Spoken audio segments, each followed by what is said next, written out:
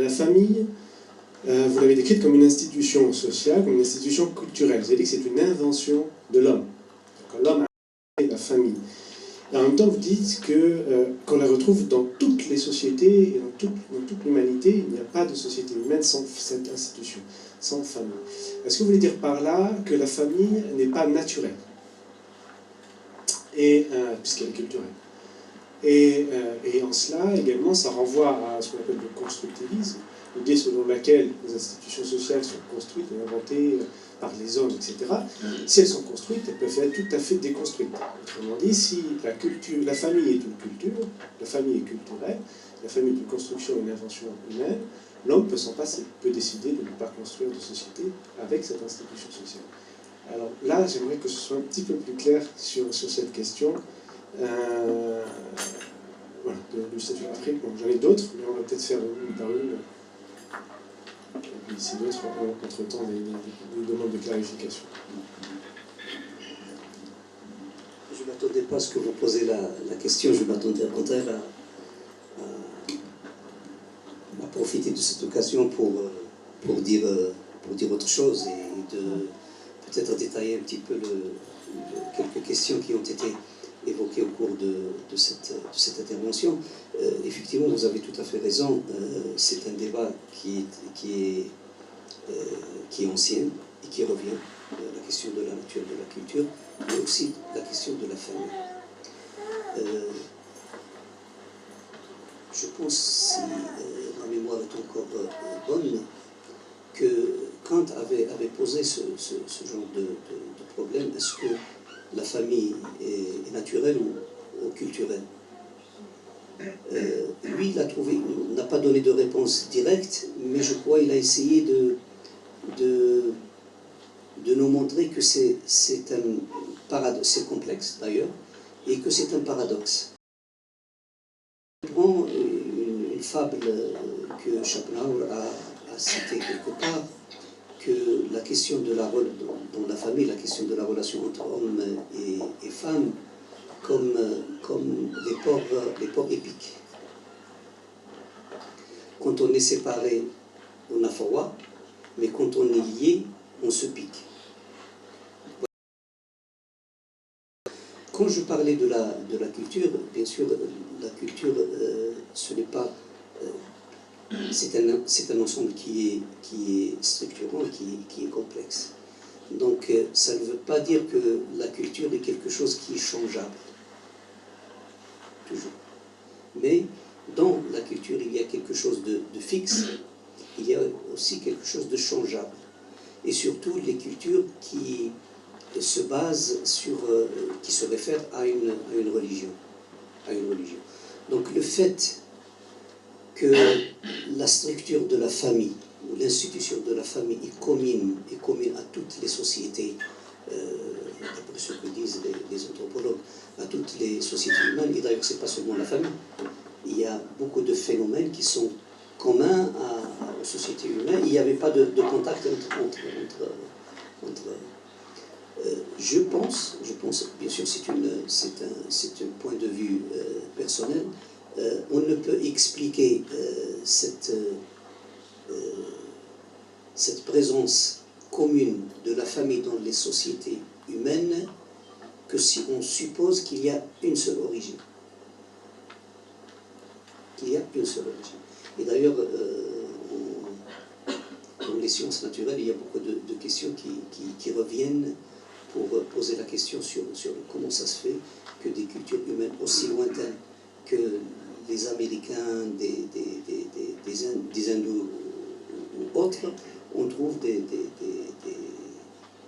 phénomènes culturels qui sont semblables. Je pense qu'il y a une seule origine. Et je ne trouve pas de problème quant à moi quand je parle à partir de l'angle de vision islamique, de la perception islamique, parce que la culture humaine émane d'une révélation qui a été reprise par les sociétés et traduite dans des expressions culturelles selon le contexte et selon le milieu. Donc la famille, je pense, la famille c'est une des institutions qui sont fixes, Et d'ailleurs, ce paradoxe dont j'ai parlé tout à l'heure, qui concerne la famille, est à la fois une nécessité, mais qui pose problème, que ma lecture à certains versets coraniques dépasser ce paradoxe par le triangle que je vous avais proposé, et que la référence devrait normalement, et particulièrement de la famille, c'est-à-dire la valeur transcendantale, les valeurs transcendantales. Plus on s'approche des valeurs transcendantales, plus cette liaison ne se pique pas. On se sent la chaleur, mais ne se pique pas. Et je crois que c'est Françoise Héritier qui a essayé de répondre à cette question en disant que la nécessité de la famille est naturelle. L'expression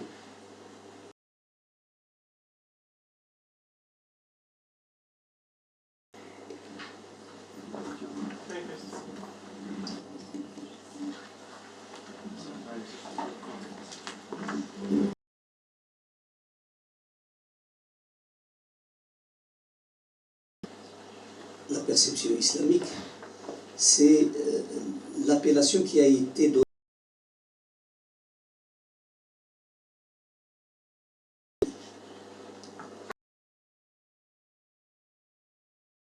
L'homme, c'est l'être mâle de l'espèce humaine, et la femme, c'est l'être femelle de l'espèce humaine. Et quand on regarde, surtout quand le Coran parle de la tâche et des fonctions de la femme, il parle en arabe imra'a. Et quand il parle de l'homme, il parle de l'homme, rajul. Quand on revient au dictionnaire, les différents dictionnaires en arabe, rajul, effectivement, c'est l'espèce mâle, c'est l'être mâle de l'espèce humaine. Donc se réfère à la biologie, on se réfère à la biologie. Mais imra'a, c'est impressionnant. Non, il se réfère au système moral, au système de valeurs. Il dérive de l'mouro'a. Et l'mouro'a, je n'ai pas trouvé la traduction. Déjà en arabe, c'est très difficile à le définir. Mais j'ai trouvé, je crois, chez Zamarchari qui a essayé de définir l'mouro'a comme l'ensemble des bonnes vertus. Donc, par définition, dans le Coran, la femme est un être vertueux, l'apanage des bonnes vertus. Et c'est pour cela que j'avais dit, c'est le concentré de l'humain. C'est le concentré de l'humain parce que c'est ce dépôt, c'est ce porteur que l'homme est privé de système de valeurs ou de devoirs. Non, au contraire. Mais l'apanage, celui qui tire, celui qui est responsable, celui qui est apte, et par sa création, et par sa disposition, à être responsable du système de valeurs que j'avais assimilé au noyau, c'est la femme. Le fait de parler que dans le monde arabe, il n'est pas considéré comme noyau, c'est pas seulement la femme qui n'est pas considérée comme noyau dans le monde arabe. L'homme aussi est bafoué, ses droits et ses devoirs sont bafoués. Donc le monde arabe n'est pas une référence. N'est pas une référence. C'est un autre sujet à débattre. Pourquoi le monde arabe a raté son rendez-vous avec l'histoire pour essayer de contribuer et de participer au débat aujourd'hui de par tout le monde et de proposer une vision philosophique de la religion. Ce n'est pas l'information sur la religion, l'information de la religion qui nous fait défaut. Au contraire, parfois on se sent qu'on a un excès de religion en termes d'information, en termes de rituels, en termes de conduite. Mais ce qui nous fait affreusement défaut, c'est une vision philosophique de cette religion. À philosopher le texte coranique compte aujourd'hui des grandes questions, des grands débats de l'humanité, pas seulement du monde arabo-musulman. Ce n'est là qu'une méditation qui est encore rudimentaire, qui mérite réflexion, il mérite travail pour essayer de présenter une thèse. C'est pas pour plaire à un certain féminisme déjà évolué, mais je crois que le sens profond de la vision coranique se base sur une place importante pour la femme. Et déjà dans le monde arabo-musulman, on sous-estime à la suite de la pression des défis qui pressent sur ce monde, on dévalorise la place de la femme et de la famille. Quand on parle de cette place dans la famille, on se considère comme une certaine dévalorisation de la femme, alors que le débat aujourd'hui, que vous suivez mieux que moi, que ce soit en Europe ou aux États-Unis, on se rend compte devant les dérapages et les dérives de la société contemporaine. On voit le retour de ce débat autour d'une institution de la fabrique de l'homme.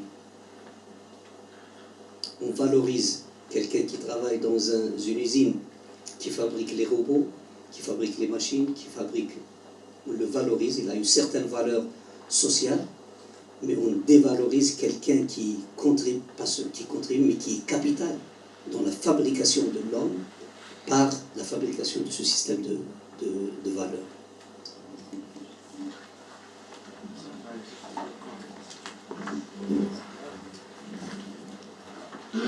Je voudrais revenir sur cette place importante de la femme, et parce que vous avez fait allusion au féminisme. Et vous avez dit surtout quelque chose qui était intéressant, c'est-à-dire la métaphore de la nuit et du jour, comme imaginant en fait le rôle social, les rôles même dans la famille, de l'homme et de la femme. Et je voudrais savoir précisément si le jour c'est bien l'homme, la nuit la femme, et comment est-ce que cet imaginaire, et puis ça rebondit un petit peu ce que disait Sylvie Ibrahim tout à l'heure, tiens, en gros, aujourd'hui, la crise que l'on rencontre dans les familles passe effectivement aussi, et entre autres, par la place de la femme, le rôle de la femme, etc., dans le foyer, etc. Dans les sociétés patriarcales, et le monde arabe en particulier, la place de la femme était extrêmement importante. Et extrêmement importante, au tel point qu'on lui demandait de rester à sa place.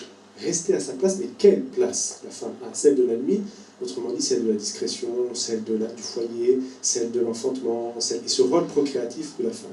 Et par rapport à l'utérus, peut-être je pousse un peu le débat, mais la question des utérus artificiels est aujourd'hui abordée par les biologistes et par la biotechnologie. On est capable aujourd'hui, en tout cas pour les lièvres et les lapins, de faire des utérus artificiels, de reproduire en laboratoire un utérus et de faire grandir une espèce. Et certains y pensent pour l'homme, il y a déjà de grandes problématiques qui se posent là.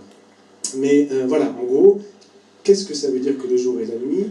Est-ce que, parce que le gros problème et les crises que l'on rencontre dans cette conjugalité, les divorces, etc., dont on a parlé, c'est précisément là aussi, c'est des revendications que les femmes veulent porter aussi dans le foyer, en l'encontre du système patriarcal, et face auxquelles les hommes n'ont pas aussi d'autres réactions, parfois, que la violence, et ça crée des drames, des tragédies, de la violence conjugale, des divorces, et on ne sait plus comment, à travers les modèles qui nous sont proposés aujourd'hui, reconstruire une conjugalité apaisée, une conjugalité sereine, comme disait Mimon tout à l'heure. Oui, je suis tout à fait d'accord. D'ailleurs, vous avez répondu à la... C'est pas une question, c'est pas seulement au niveau de l'utérus. D'ailleurs, la technique touche aujourd'hui à transgresser les lignes qui ont été considérées rouges. Jusqu'à où on peut s'arrêter, parce que malheureusement, la technique, les sciences en général, avancent beaucoup plus rapidement que la réflexion éthique et philosophique, ce qui fait que l'humanité est en décalage par rapport à la pensée éthique. Qui et quand peut-on mettre des lignes et des frontières? Moi, j'ai assisté à des débats de ce genre, surtout en génétique, entre des philosophes et des biologistes. J'ai toujours détesté cette arrogance des scientifiques, quoique je fais partie d'eux, parce qu'ils se considèrent qu'ils possèdent la vérité, et que leur avis et leur parole est une sentence, hein, au sens juridique. J'ai assisté à un débat sur la question du clonage. Il y avait un philosophe qui essayait de débattre cette question d'un point de vue éthique, surtout en se basant sur la chrétienté, sur la pensée juridique moderne. La réaction du biologiste se résumait dans une petite phrase en disant « Je m'en fous des limites des juristes ou des religieux, tant que techniquement c'est possible, rien ne m'arrête. Rien ne m'arrête. » Et ça revient le mythe de Prométhée. Il y a un certain scientisme qui est représenté par des scientifiques qui se veut être des dieux d'aujourd'hui. Donc c'est tout un débat qui, comme je l'avais dit au départ, on n'a pas de réponse. On n'a pas de réponse parce que les spécialités tellement cloisonnées qu'on ne peut pas les traverser. C'est pour cela qu'il y a des efforts aujourd'hui qui proposent d'autres approches, d'autres alternatives, comme la pensée transversale, mais je crois que c'est insuffisant tant qu'on reste dans le centre, dans notre centre. Parce que l'espace épistémologique d'aujourd'hui ne permet pas de fournir des éléments de construction des réponses à ce genre de défi. Ça dépasse de loin l'espace épistémologique qui a participé à construire le scientisme d'aujourd'hui.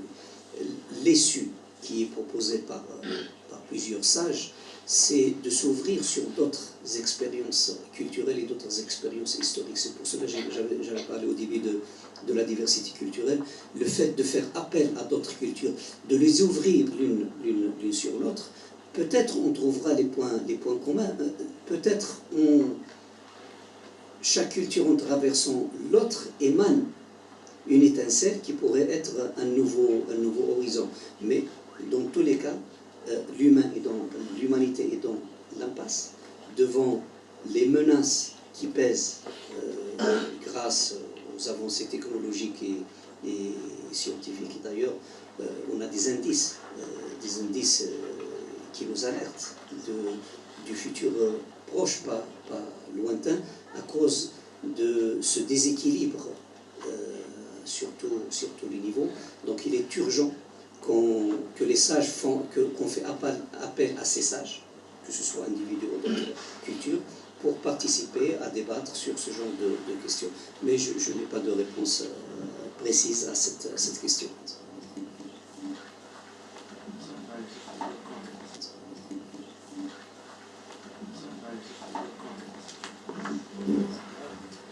C'est juste pour ajouter quelque chose par rapport aux possibilités biotechnologiques qui déstabilisent la famille, hein, la PMA,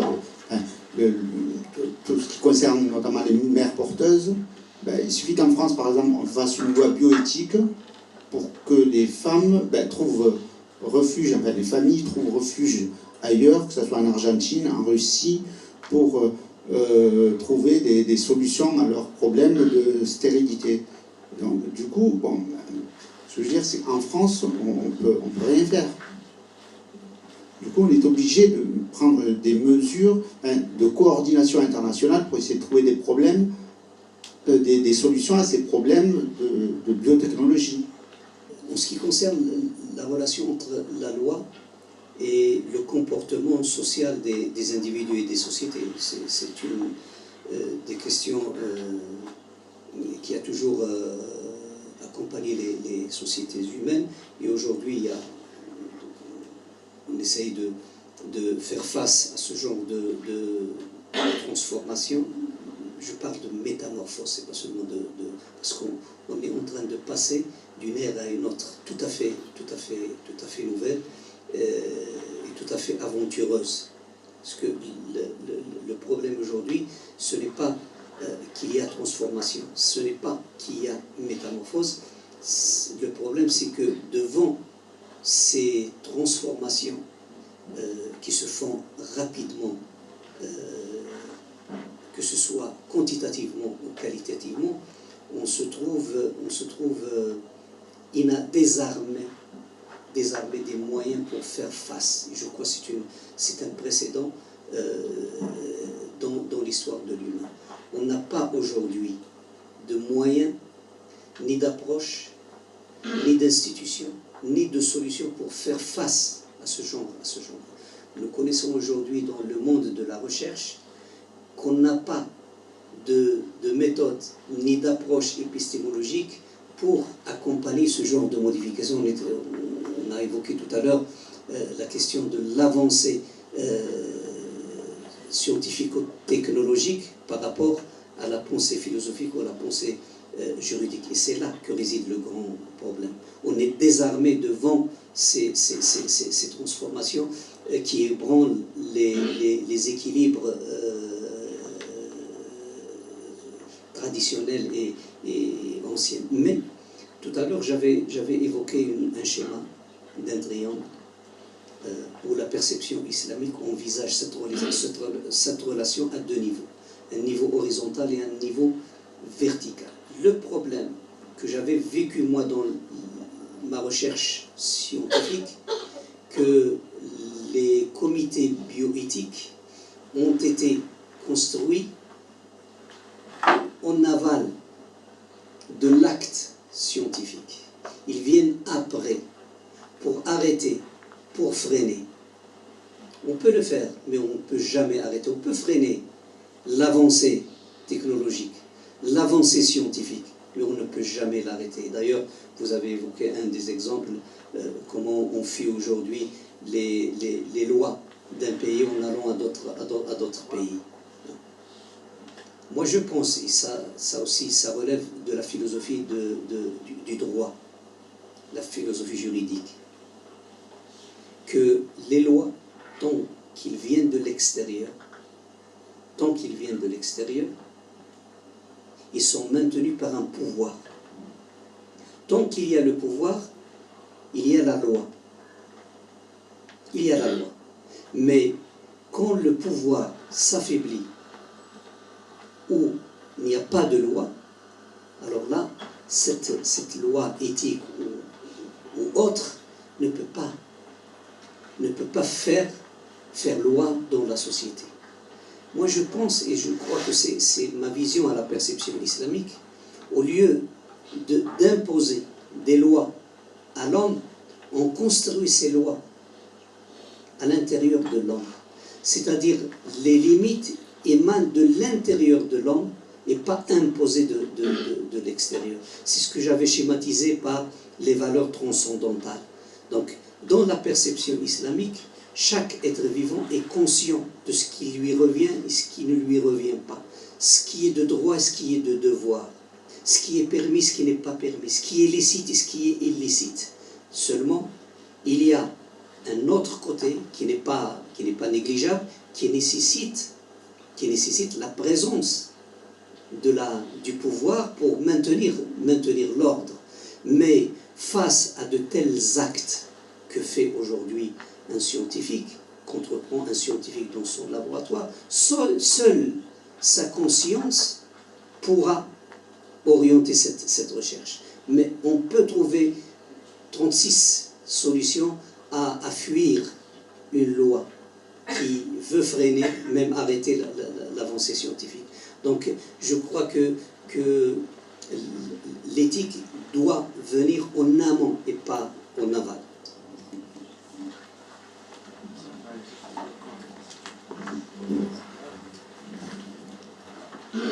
Je crois que certaines évolutions qui sont derrière ces défis ne peuvent pas être arrêtées ou convaincre les gens à les arrêter, mais ils devront achever leur chemin. C'est-à-dire, on ne peut se rendre compte de leur gravité que s'ils s'épuisent dans l'évolution de la société.